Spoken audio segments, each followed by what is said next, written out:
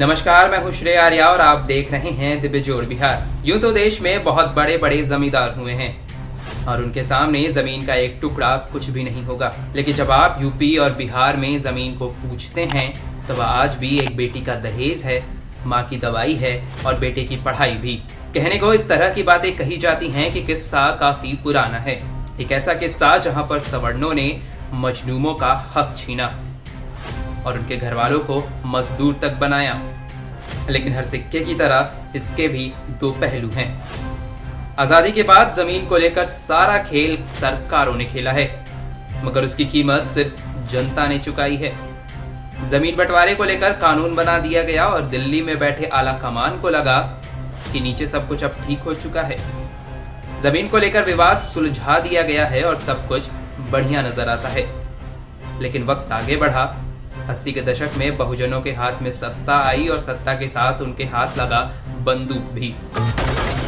मार्क्सवाद और नक्सलवाद की आड़ में दशकों पुरानी रंजिशें एक बार फिर से रक्त रंजित हो गईं। रणवीर सेना भारत के बिहार प्रांत का एक जातीय संगठन है जिसका मुख्य उद्देश्य बड़े जमींदारों की जमीनों की रक्षा करना है। रणवीर सेना की स्थापना 1995 में बिहार के भोजपुर जिले के बेलाउर में हुई थी। इसकी स्थापना के पीछे की प्रमुख वजह बिहार में सवर्ण और बड़े वर्गों के किसानों का भाकपा माले नाम की संगठन से त्रस्त होना था। वैसे माले जैसी प्रतिबंधित संगठन भी कथित रूप से गरीबों के लिए ही लड़ाई लड़ती हैं। अक्सर माले जैसे प्रतिबंधित संगठन किसी भी जमींदार के जमीन पर लाल झंडा लगा देते थे और उस पर किसान को धमकी दिया करते थे कि अब वह जमीन उनकी हो गई है, अगर वे उसे खाली नहीं किए तो उनकी खैर नहीं। ऐसे में परेशान किसान किसी विकल्प की तलाश में थे। किसानों ने सामाजिक कार्यकर्ताओं की पहल पर छोटी छोटी बैठकों के जरिए संगठन की रूपरेखा तैयार की। बेलाउर के मध्य विद्यालय के प्रांगण में एक बड़ी किसान रैली का आयोजन किया गया।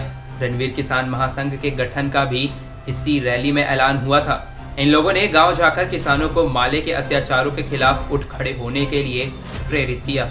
जब सवर्णों का अत्याचार गरीबों पर बढ़ने लगा तो नक्सलियों ने भी उनका सहयोग किया और उनका हक दिलाने के लिए भरपूर कोशिश भी की।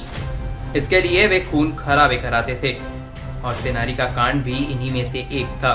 इस जद में बेगुनाह भी आए और कुल मिलाकर कहा जाए तो नक्सली और रणवीर सेना ने सरकार को सीधे चुनौती दे डाली कि वे अपने मामले को अपने तरीके से सुलझाएंगे, जिसके बाद सरकार ने माले और रणवीर सेना दोनों को प्रतिबंधित कर दिया।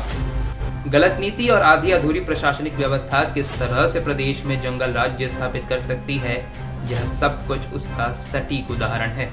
हालांकि आज की तारीख में रणवीर सेना की गतिविधियां बंद सी हो गई हैं, लेकिन ऐसे बहुत से मामले हैं जिनको लेकर हालात एक बार फिर से बिगड़ सकते हैं।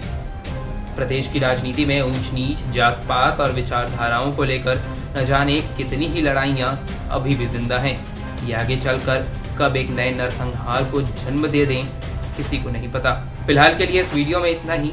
बिहार से जुड़ी तमाम खबरों के लिए आप बने रहें हमारे साथ। प्रणाम। एकदम बेजोड़ बात